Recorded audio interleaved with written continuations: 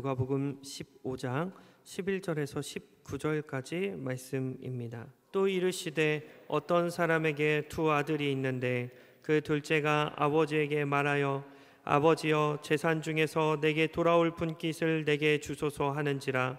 아버지가 그 살림을 각각 나누어 주었더니 그 후 며칠이 안 되어 둘째 아들이 재물을 다 모아가지고 먼 나라에 가 거기서 허랑방탕하여 그 재산을 낭비하더니 다 없앤 후 그 나라에 크게 흉년이 들어 그가 비로소 궁핍한지라.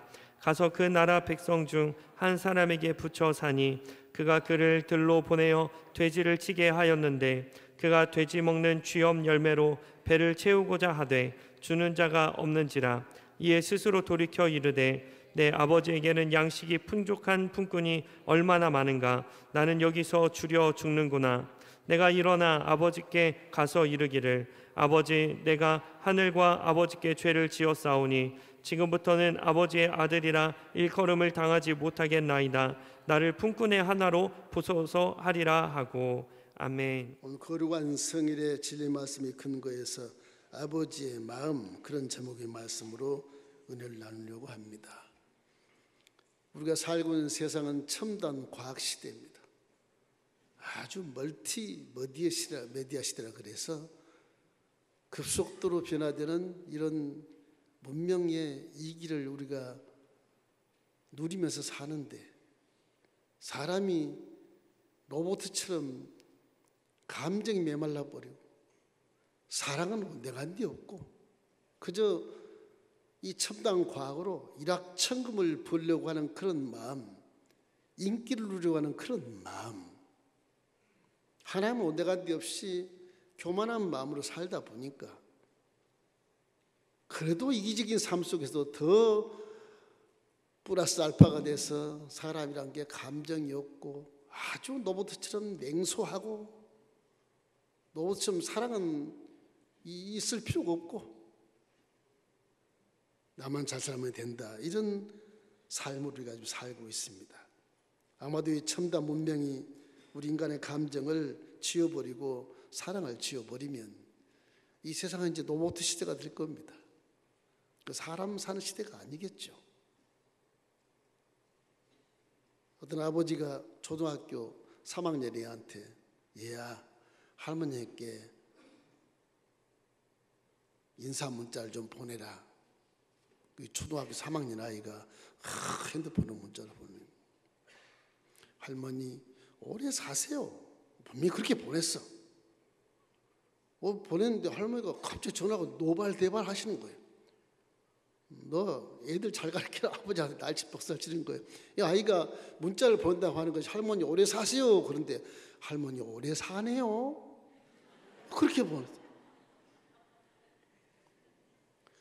옛날에 아날로그 시대는 사람의 감정이 복받쳐서 동네 아기에 이렇게 여기에 우체부가 오면요, 혹시 나한테 좋은 소식이 없나 감동 기다립니다. 많이 기다려. 우리 집에 오면 닭가슴살 사다가 드려요. 수고했다고.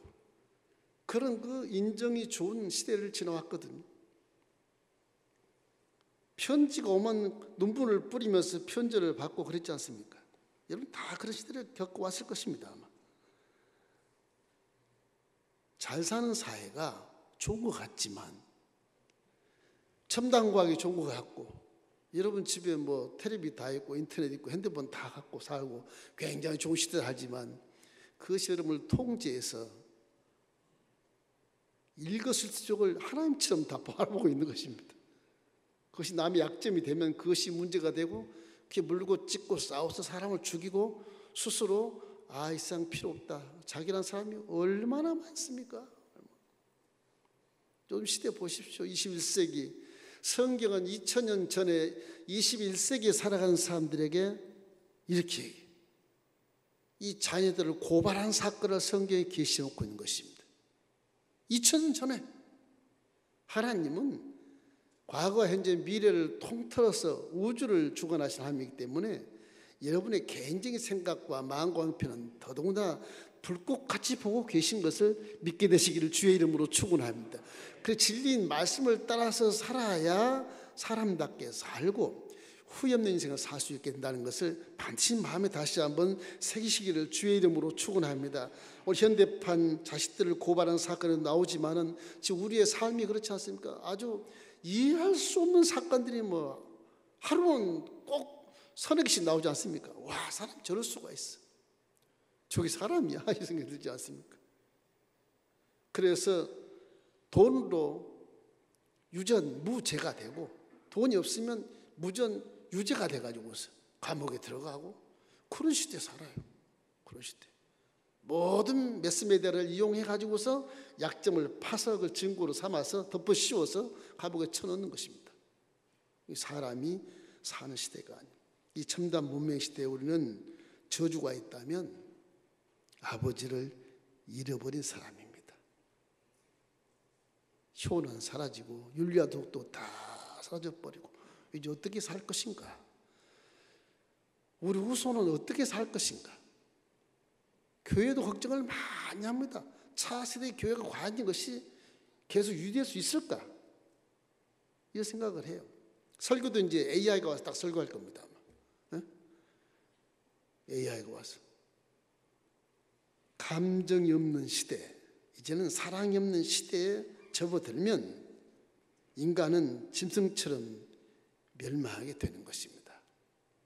이 종말을 좀 늦추기 위해서라도 우리 하나님 창조자 아버지의 마음을 알고 하나님을 더욱 사랑하고 아버지가 하신 말씀에 대해서 순종하는 효자 효녀가 되기를 주의 이름으로 축원합니다. 그 말씀을 드리려고 그래요. 이 본문에 보면 2000년 전에 이 말씀을 하시고 첫째 유산을 달라는 둘째 아들을 우리가 생각할 수 있어요. 둘째 아들이 아버지 사는 모습을 보니까 이 첨단 과학 시대에 바보처럼 살거든. 이게 농사나 짓고 뭐 그냥 정보도 모르고 그냥 살거든. 작은 아들 생각할 때 이건 아니야. 내 삶은 아버지처럼 잘 안 살겠어. 아버지 아직 안 죽었지만 유산을 좀 내가 주십시오. 이러는 거야. 요즘 그런 아들들 많습니다. 스카이 대학에서 설문조 해보니까 당신 부모가 몇 살까지 살았으면 좋겠느냐? 62세입니다. 62세.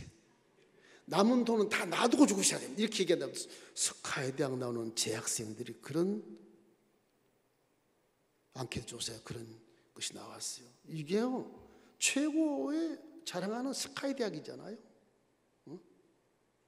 이 사람들이 자라서 이제 무엇이 되려고 저런가 싶은 게 걱정되지 않습니까? 이 아들들이 지금 어떤 세상인데 아버지처럼 따분하게 단순하게 뭐 그렇게 인생 손해보면서 참으면서 그래 살 이유가 뭐가 있냐? 재산 주십시오. 가겠습니다. 그래서 아버지처럼 안 살겠다고 해서 아버지가 그 아들을 다 알죠. 인생 살아봐라 이놈아. 네가 그렇게 살아봐야 결국에는 네가 후회한 인생을 산다. 그래도 아버지가 자식을 교육하기 위해서 줍니다. 누가복음 15장 2절에 이런 말씀 있죠. 그 둘째가 아버지에게 말하되 아버지여 재산 중에서 내게 돌아올 분깃을 내게 주소서 하는지라 아버지가 그 살림을 각각 나누어 주었더니 그래. 큰 아들은 집에 있어도 아예 각각 나눠 줬어요. 이 자식이 아직 아버지가 정정한데 그 유산을 가지고 받자마자 몽땅 챙겨가지고서 아버지가 모르는 먼 나라로 가요. 그 먼 나라는 게 뭐겠습니까? 아버지가 간섭하지 않을 정도의 그런 나라, 첨단 문명의 혜택을 받는 그런 나라. 아버지는 와봐야 아파트 못 찾아. 아파트가 전부 영어로 돼 있어 못 찾아. 예? 핸드폰 없어 이용을 못해 못 찾아. 그런 나라로 간 거예요.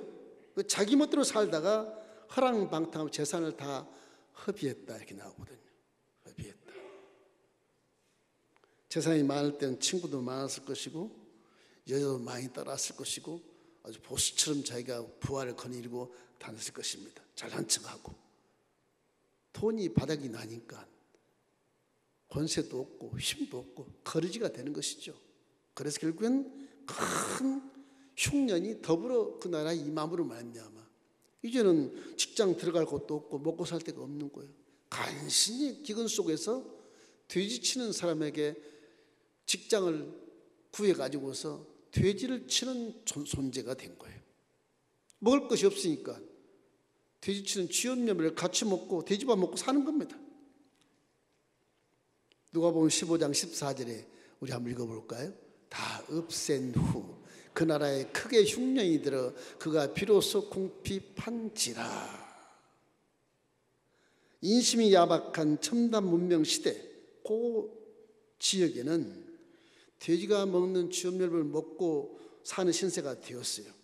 그래서 가장 경멸했던 돼지, 쿠가 밥 먹는 같이 먹고 사는 거.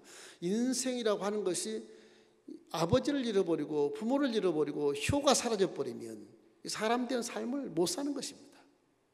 못 사는 거예요.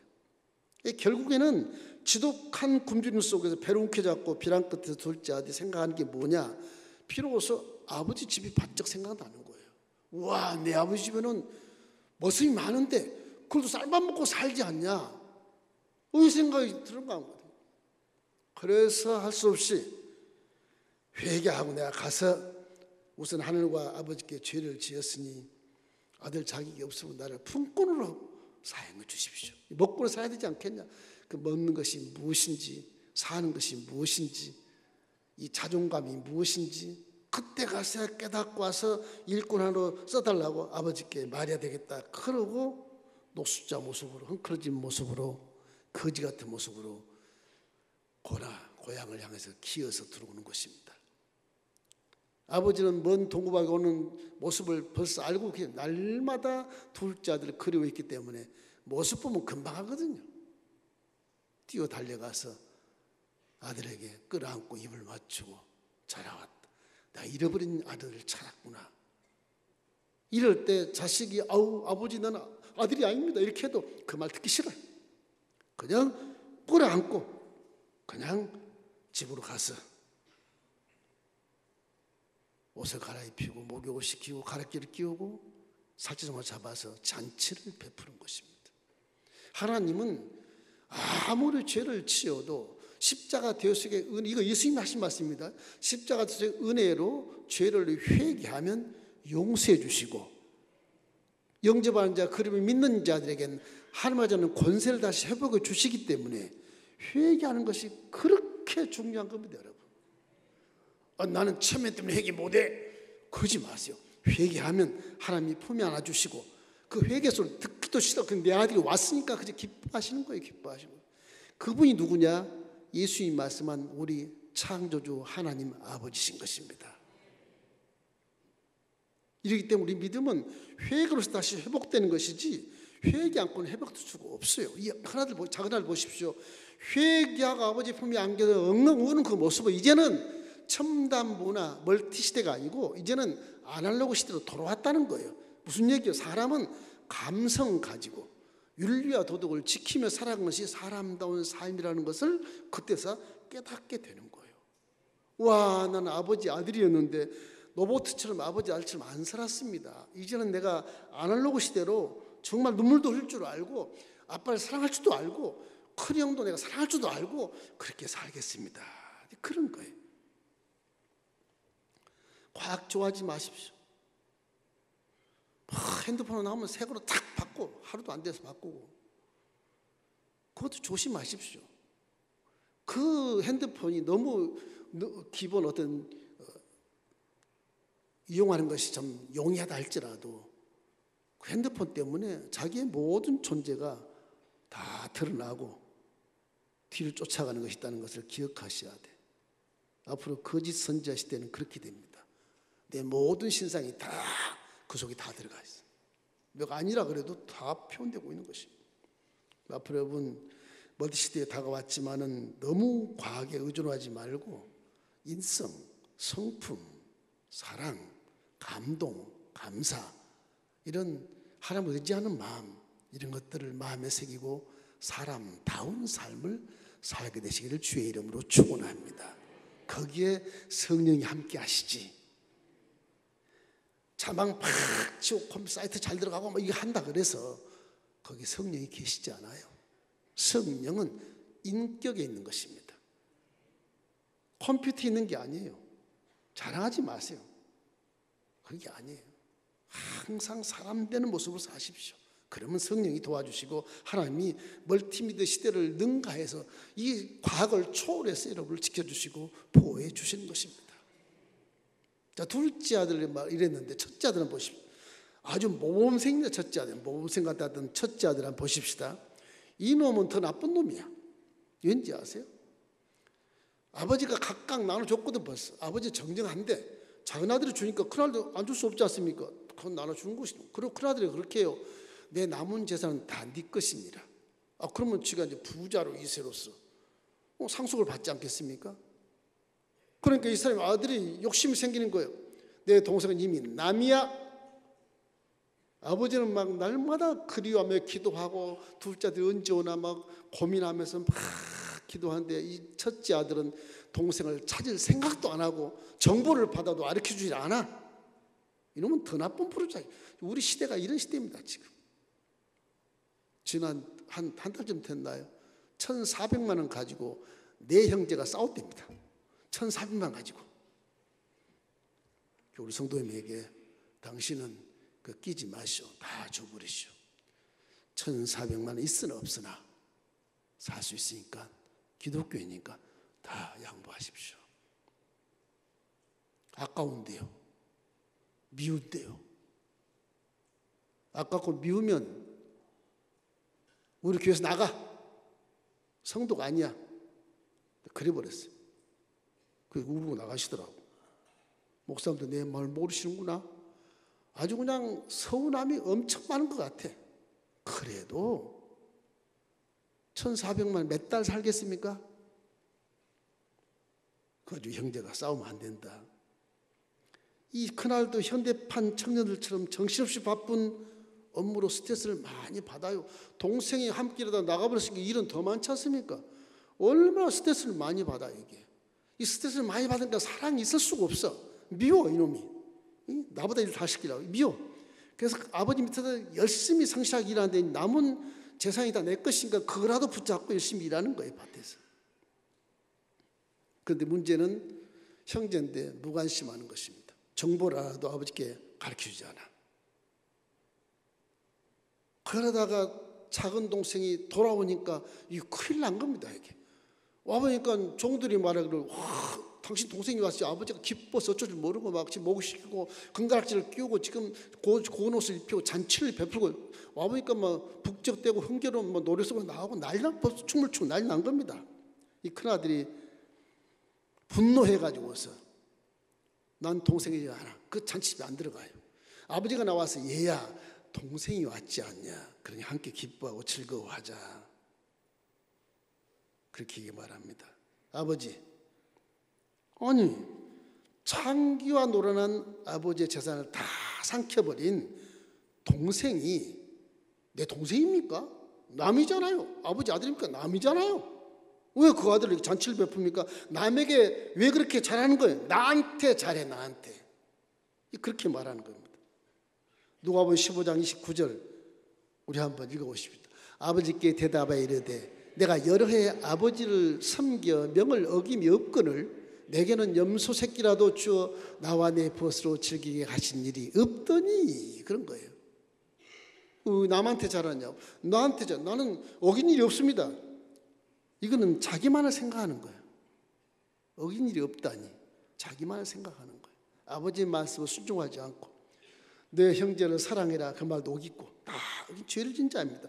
창기한으로한 재산을 탕진한 사실을 알면서도 아버지께 전혀 전하지도 않았고 이 부모 마음을 모르는 이 정말 현대판 나쁜 아들의 모습이 큰 아들입니다. 욕심꾸러기입니다. 욕심꾸러기. 사실 큰아들 오늘 살아가는 우리의 자신을 상징하고 있습니다. 여러분 마음속에 욕심을 갖지 마십시오. 뭐 손해보라 그런 말이 아닙니다. 형제 자매가 화목하고 욕심을 안 가지면 그 가문은 하나님이 인정하는 기독교 명문 가정이 될 것입니다.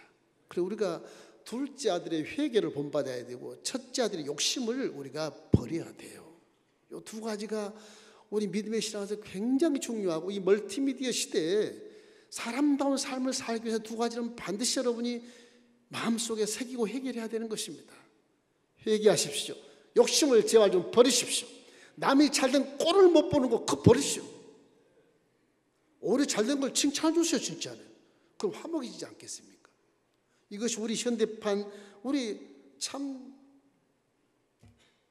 자식들이 느껴야 될 이 문제거든요. 이걸 저하려면 하나님이 우리에게 계시해 주시는 것입니다. 자, 그럼 아버지의 모습은 무엇일까? 세 번째, 아버지의 모습. 이 부친, 그래서 한문으로 친자를 이렇게 부는 아버지 부자지만 친자를 보면 한문 보면요, 맨 위에다 일어설 입자를 딱 씁니다. 나무 밑에 이렇게 나무 위에 서서 그런 뜻이에요. 그리고 볼견자를 옆에 딱 써요. 볼견자를. 그게 친자예요. 부친, 그래 친이라는 뜻입니다. 아버지는 나무 위에서 서서, 앉아서도 아니야, 서서 자식을 바라보는 거예요. 그게 부친이에요. 성경에는 아버지는 하나님 다음과는 권세를 주신 분입니다. 다음과는 권세를. 아버지, 난 아버지처럼 살지 않아. 난 첨단 과시대 가서 멋있게 살 거야? 이거 아버지는 무시하는 거잖아요. 아버지께 반드시 효도를 하든지 뭔가 예의를 지키고 범죄를 지켜서 도덕과 윤리를 지켜서 살아야 될 텐데 이 둘째 자식은 아주 나쁜 놈이에요. 그렇게 행하는 모습을 하나님 보시는 것입니다.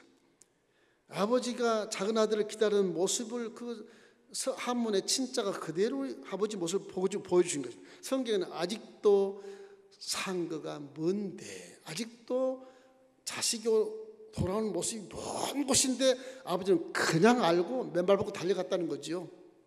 먼데 나무에서 보았으니까 벌써. 그런 아버지의 마음이라는 거예요. 아들임을 알아보고 달려가서 끌어안고 입을 맞추고 가슴이 찢어지는 그런 마음으로 눈물을 쏟으며 아버지가 잘했다. 네 아들 잘했다. 내가 잃어버린 자식을 찾았구나. 하나님 감사합니다. 이런 모습이거든요. 아버지라고 하는 것은 여러분 마음보다 수준이 달라요. 훨씬 수준이 달라요. 다 안아주고 징계는 하시지만 아들은 징계는 하셔야 돼요. 징계는 바르게 살게 해야죠. 징계하시면 그 마음이 사랑이기 때문에 징계도 매를 들어도 사랑하는 마음으로 매를 드는 것이 아버지 마음인 것입니다. 아들은 아버지의 마음을 아는지 얼굴을 들지도 못하고 고개만 숙이고 그러지 않고 내가 하나님과 아버지께 죄를 지었으니 아버지의 품꿈으로 나를 좀 사용해 주십시오. 아들이 아닙니다. 그래도 아버지는 더 이상 들으지 않으려고 애를 쓰고 이미 용서했기 때문에 아들의 권리를 인정하는 반지를 끼워주고 새 옷을 입혀주고 잔치를 베푸는 놀라운 역사를 만들어내게 되는 것입니다.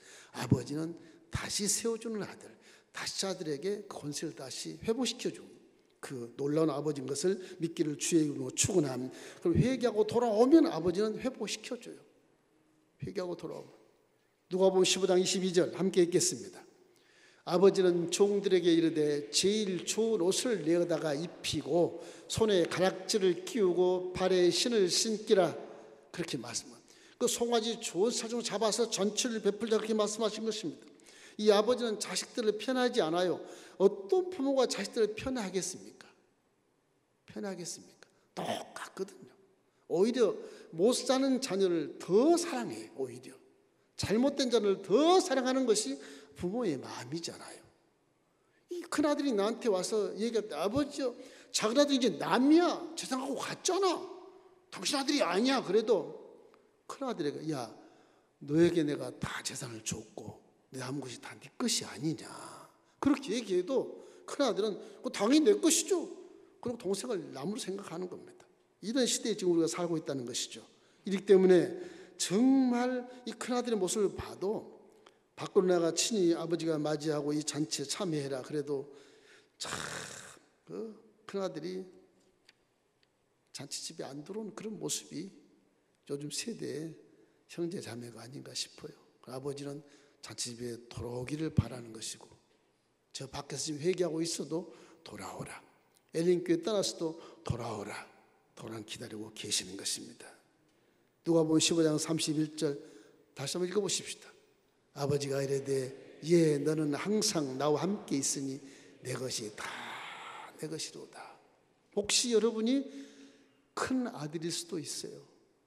지금 여러분은 예수를 잘 믿고 재직을 받고 있고 목사님 칭찬한다 그래서 와, 난 하나님이 사랑하는 아들이고 딸이야. 그렇지만 여러분 때문에 엘린교회를 나가는 자를 한번 생각해 봐요.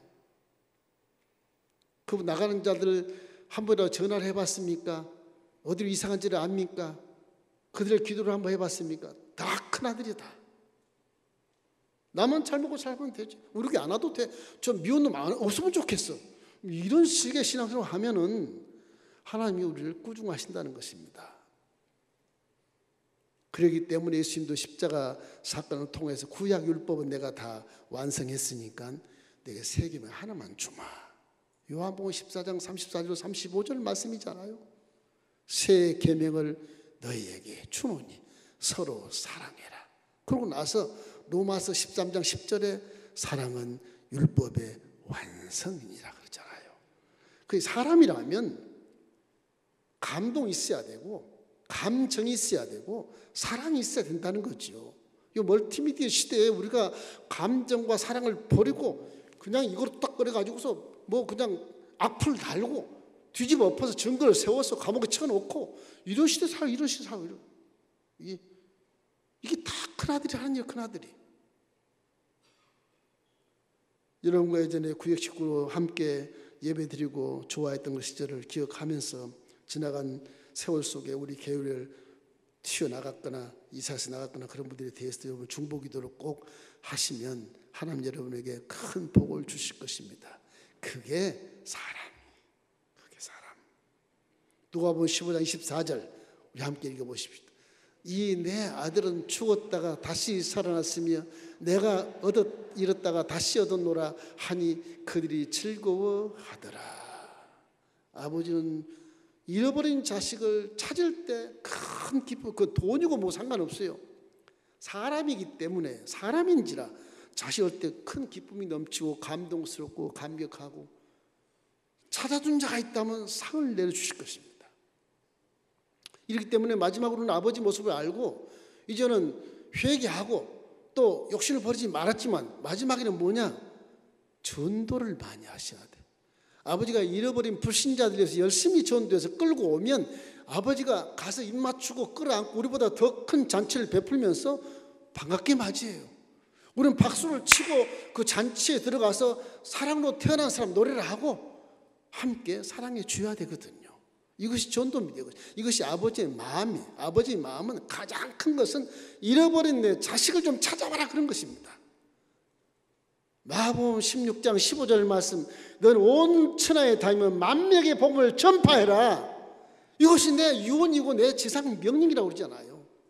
그러니까 이 전도를 잃어버리면 안 돼요. 잃어버린 영혼을 항상 좀 찾아서 이번 추수감사절기에 많이 데리고 와서 하나님을 기쁘게 하고 잔치 함께 참여하고 복을 받기를 주님의 이름으로 축원합니다.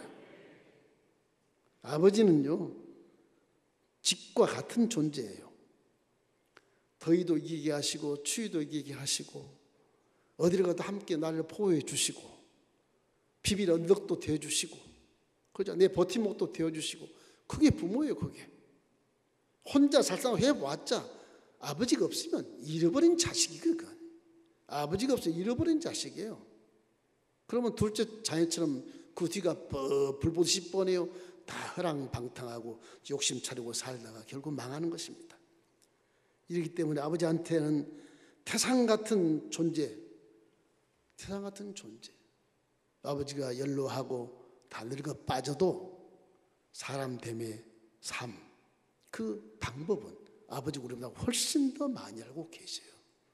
그래서 창조주 아버지의 그 수만 년의 역사를 우리가 성경을 통해서 아버지의 교훈을 받고 살아가는 것이야말로 진짜 복이요. 이것이 진짜 복이요. 후에 비해서는 살 수 있게 되는 것이기 때문에 하나님 말씀을 순종하라고 말하는 것입니다. 여러분을 복되게 하기 위해서 하나님 말씀을 순종하라고 말하는 것이지 욕심을 버리라고 그러니까 싫어 그렇지만 욕심 버리면 그보다 더 큰 복을 주시고 후회 없는 인생을 살게 만들어 주시기 때문에 그런 것입니다. 이렇게 우리는 어른이 돼서 아버지가 없다는 것이 얼마나 손해인지 몰라 얘기해요. 저도 고아가 됐습니다.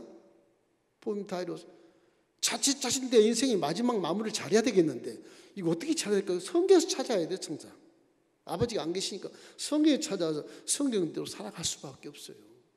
아버지가 없으면 그만큼 손해가 많아요.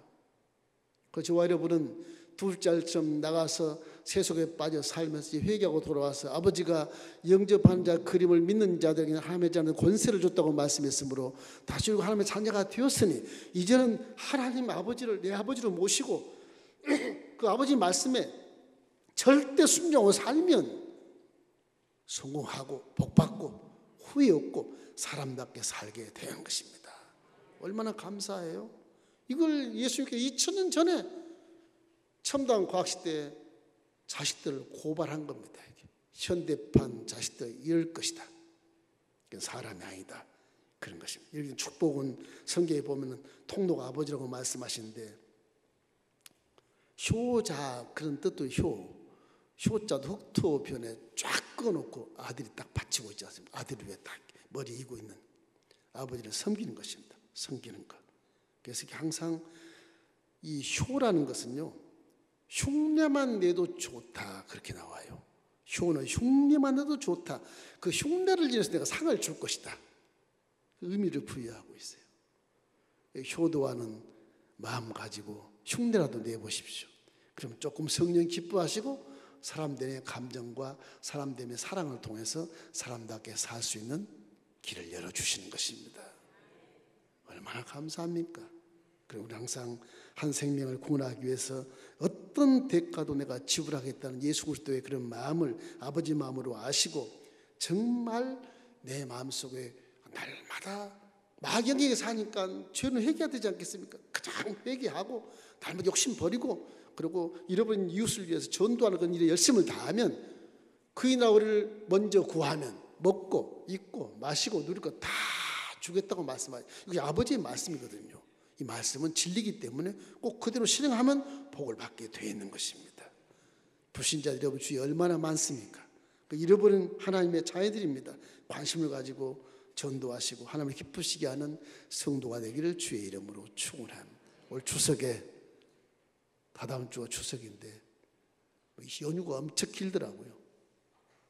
여러분 형제 자매 친지들 전도하는 일에 열심을 다하시면 여러분 가문에 큰 복이 말 줄로 믿습니다.